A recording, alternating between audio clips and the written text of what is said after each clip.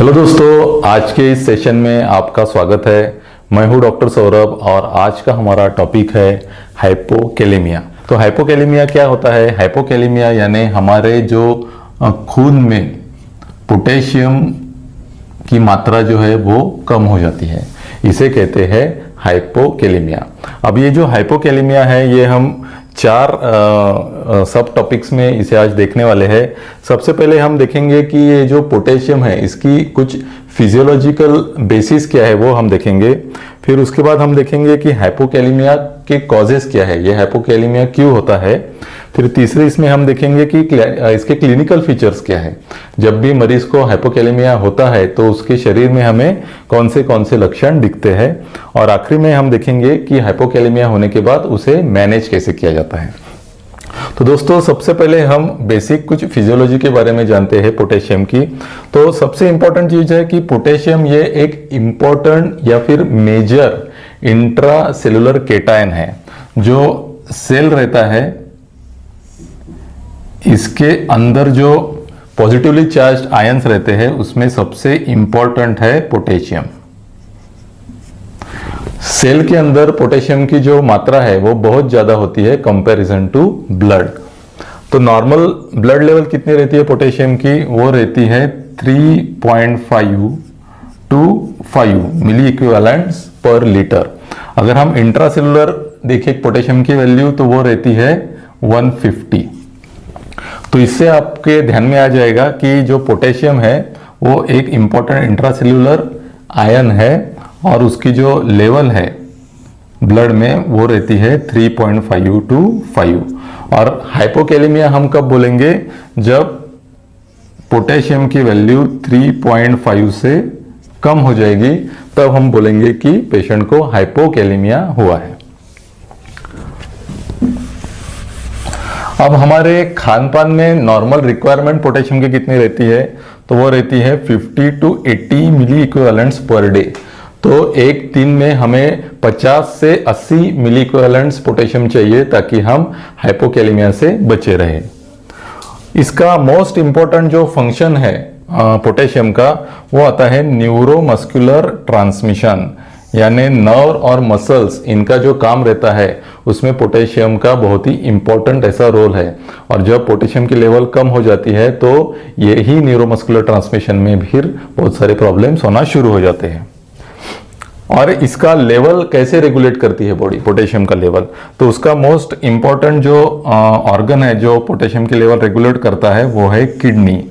और ये रेगुलेट होता है अल्डोस्टेरोन, ये जो हार्मोन है जो एड्रिनल ग्लैंड सीक्रेट करती है।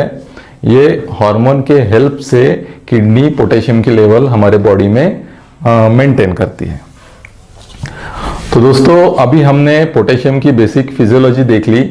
अब हम देखेंगे कि हाइपोकैलेमिया के कॉजेस क्या है। तो हाइपोकैलेमिया के जो कॉजेस है इन्हें हमने 4 भागों में डिवाइड किया है। सबसे पहला है पुअर इनटेक।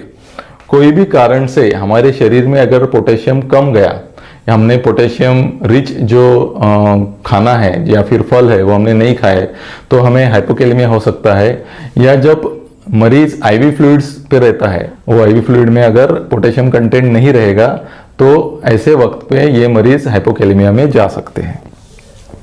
दूसरा है नॉन रीनल कॉजेस, मतलब ऐसे कॉजेस जिसका किडनी से कोई संबंध नहीं है। तो वो क्या हो सकते हैं? वोमिटिंग, अगर हमें बहुत ज्यादा उल्टी हो रही है, या फिर डायरिया, या हमें बहुत ज्यादा पसीना हो रहा है, स्वेटिंग, या अगर पेशेंट को राइल्स ट्यूब डाली हुई है और उसको कंटिन्यूअस ड्रेनेज चालू है राइल्स ट्यूब से और वो भी फिर हाइपोकैलेमिया कॉज करेगा, मतलब आरटी एस्पिरेशन। ये कुछ इंपॉर्टेंट नॉन रीनल कॉजेस है हाइपोकैलेमिया के। तो ये नॉन रीनल कॉज पहचानने के लिए हमें यूरिन में फिर पोटेशियम देखना पड़ता है। अगर यूरिन में पोटेशियम 20 के नीचे है तो हम बोलेंगे कि इसका जो हाइपोकैलेमिया का जो मेन रीजन है वो नॉन रीनल है। फिर दूसरे है रीनल लॉस, अगर किडनी के वजह से भी पोटेशियम लॉस हो सकता है। तो ये पहचानने के लिए फिर से हमें यूरिन में पोटेशियम देखना पड़ेगा। और यूरिन में पोटेशियम अगर 30 से ज़्यादा है, 30-30 मिली इक्विवेलेंट्स पर डे से अगर ज़्यादा है तो फिर हम कहेंगे कि मेजॉरिटी जो पोटेशियम है वो रीनल से किडनी से लूज हो रहा है और वही उसका मेन कारण है। तो रीनल कॉजेस क्या हो सकते हैं पोटेशियम लॉस के? मोस्ट इंपॉर्टेंट है कि डायूरेटिक ड्रग्स, इसमें बहुत सारे पेशेंट ये ड्रग्स पे रहते हैं तो उनको हाइपोकैलेमिया होने के चांसेस बहुत ज़्यादा है। स्टीरॉइड्स पे जो पेशेंट रहते हैं उनमें भी हाइपोकैलेमिया होता है क्योंकि वो पोटेशियम जो है वो किडनी से लॉस होता है। फिर होता है मिनरेलोकॉर्टिकॉइड एक्सेस,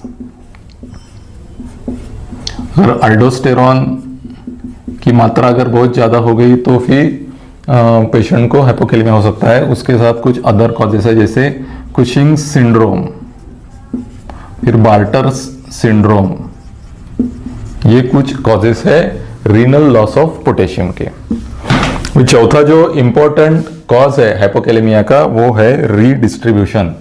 जैसे कि हमने पहले देखा कि पोटेशियम जो है वो एक इंपॉर्टेंट इंट्रासेलुलर आयन है, मतलब वो सेल के अंदर रहता है। रीडिस्ट्रीब्यूशन में क्या होता है कि ब्लड में जो पोटेशियम है वो अंदर सेल के अंदर चले जाता है और उसके कारण ब्लड में फिर पोटेशियम की लेवल कम हो जाती है।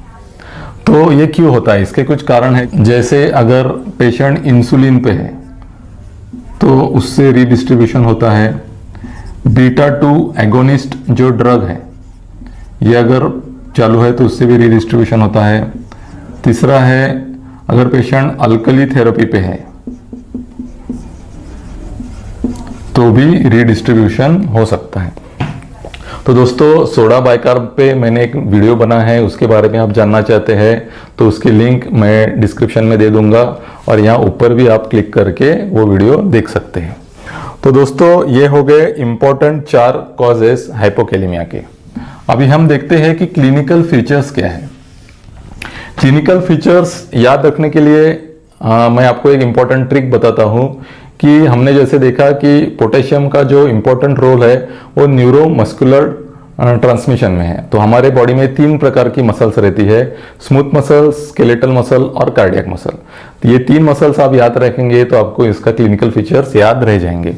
तो दोस्तों अगर जस्ट हाइपोकैलेमिया का शुरुआत हुआ है तो पेशेंट कंप्लेंट करेगा कि उसे थकावट हो रही है, फटीग, फिर वो बोलेगा कि मेरे हाथ पैर में दर्द हो रहा है, माइल्जिया। अगर पोटेशियम की लेवल और ज़्यादा कम हो गई तो फिर पेशेंट को पैरालिसिस भी हो सकता है। पेशेंट को रेस्पिरेटरी पैरालिसिस होके वो वेंटिलेटर पे भी जा सकता है या एक लकवे की तरह उसके हाथ पैर भी काम करना बंद कर सकते हैं। ये कब होगा? जब स्केलेटल मसल्स पे इसका इफेक्ट होगा। फिर जब स्मूथ मसल्स पे इफेक्ट होना चालू हो जाता है तो पेशेंट कंप्लेंट कर सकता है कॉन्स्टिपेशन, वो बोलेगा कि मुझे कॉन्स्टिपेशन हो गया है। आईलिएस भी हो सकता है और यूरिनरी रिटेंशन भी हो सकता है। यूरिनरी ब्लैडर के स्मूथ मसल्स अगर अच्छे से काम नहीं करेंगे तो फिर यूरिनरी रिटेंशन हो जाएगा। तो ये हो गया जब एक्शन होती है स्मूथ मसल्स पे। फिर है कार्डियक मसल्स। जब हार्ट पे हाइपोकैलेमिया का असर होना शुरू हो जाता है तो पेशेंट को अरिथमियाज भी हो सकते हैं। अगर ईसीजी में आप देखेंगे तो अर्ली साइंस आपको दिखेंगे कि जो टी वेव है वो आइदर फ्लैट हो जाएगी या इन्वर्टेड हो जाएगी और फिर बाद में जो यू वेव्स है वो भी दिखना शुरू हो जाती है। जनरली यू वेव्स ईसीजी में नहीं दिखती। और अगर हाइपोकैलेमिया बहुत ज़्यादा बढ़ गया है तो पीआर इंटरवल बढ़ जाता है, क्यूआरएस जो है वो भी वाइड हो जाता है और पेशेंट को अरिथमियाज आने शुरू हो सकते हैं और पेशेंट की डेथ भी हो सकती है। तो ये हो गए हाइपोकैलेमिया के क्लिनिकल फीचर्स। अभी देखते हैं कि पेशेंट अगर हाइपोकैलेमिया में है तो उसे मैनेज कैसे करते हैं। तो दोस्तों सबसे इंपॉर्टेंट इसमें चीज है प्रिवेंशन। कुछ ऐसी कंडीशंस है जिसमें अगर पेशेंट को हाइपोकैलेमिया हो गया तो उसकी तबीयत बहुत ज़्यादा खराब हो सकती है। तो ऐसे जो मरीज है इनमें हमें हाइपोकैलेमिया होने ही नहीं देना है, यानी वो होने से हमें उसे प्रिवेंट करना है। तो ऐसी कौन सी कंडीशन है? अगर पेशेंट डिजिटलिस ट्रीटमेंट पे है, डिगॉक्सिन ड्रग पे है, या फिर पेशेंट डायरेटिक्स पे है, या पेशेंट फिर डायबिटीज है और इंसुलिन पे है, या तो उसे हार्ट की बीमारी है, इस्केमिक हार्ट डिसीज है, पेशेंट अगर स्टीरॉइड्स पे है, पेशेंट को अगर लीवर की बीमारी है, वो हिपेटिक फेलियर में है, या फिर पोस्ट ऑपरेटिव पेशेंट है। ऐसे पेशेंट्स में हाइपोकैलेमिया रिस्की हो सकता है, इसलिए हमें ध्यान रखना है कि वहाँ पे हमें प्रिवेंशन करना है। और ट्रीटमेंट कब करनी है, तो ट्रीटमेंट करने के लिए हमारे पास 3 लेवल है। एक तो है 3.5 to 4। एक्चुअली हमने देखा कि हाइपोकैलेमिया हम कहते हैं जब पोटेशियम की लेवल 3.5 से कम हो जाती है, लेकिन हमें ध्यान रखना है कि अगर 4 के नीचे भी अगर पेशेंट की पोटेशियम लेवल गई है तो हमें ध्यान रखना है कि वो हाइपोकैलेमिया में जा सकता है। तो ऐसे इसमें हमें कुछ नहीं करना है, उसका ओरल इंटेक बढ़ाना है। तो जो भी पोटेशियम रिच डाइट है, ऐसा डाइट देके उसे हमें हाइपोकैलेमिया की तरफ बढ़ने से रोकना है। अगर पेशेंट डाययूरेटिक्स पे है तो उसका फिर हमें डोज चेंज करना है, या हम उसे फिर पोटेशियम स्पेयरिंग डाययूरेटिक्स पे भी डाल सकते हैं। अगर फिर पेशेंट का लेवल 3.5 से कम हो जाता है लेकिन 3 के ऊपर रहता है, जिसे हम माइल्ड हाइपोकैलेमिया कहते हैं, तो ऐसे कंडीशन में फिर हमें ओरल सप्लीमेंट्स देनी पड़ती है, जो जिसमें भी पोटेशियम है।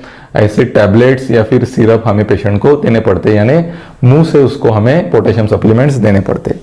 अगर पोटेशियम की लेवल 3 से कम हो जाती है तो ये डेंजरस कंडीशन की तरफ जा सकता है पेशेंट, और ऐसी कंडीशन फिर हमें उसको आईवी यानी इंट्रावीनस रूट से फिर पोटेशियम सप्लीमेंटेशन देना पड़ सकता है।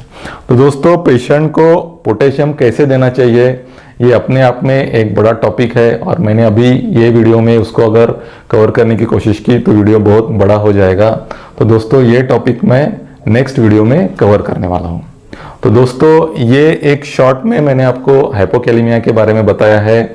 अगर आपको हाइपोकैलेमिया पे शॉर्ट नोट लिखने के लिए आ गई तो ये वीडियो आपको बहुत काम में आएगा। तो दोस्तों, आज का वीडियो आपको अच्छा लगा तो अपने दोस्तों में फॉरवर्ड कीजिए, और ये चैनल भी जरूर सब्सक्राइब कर लीजिए। और आपको आने वाले समय में आने वाली वीडियोस में कौन से टॉपिक सुनने हैं ये भी मुझे कमेंट बॉक्स में लिख के बताइए। आज की वीडियो के बारे में अगर आपकी कोई क्वेरीज है तो वो भी मुझे कमेंट बॉक्स में लिख के बताइए। तो दोस्तों, अगले वीडियो में मिलते हैं, तब तक के लिए थैंक यू।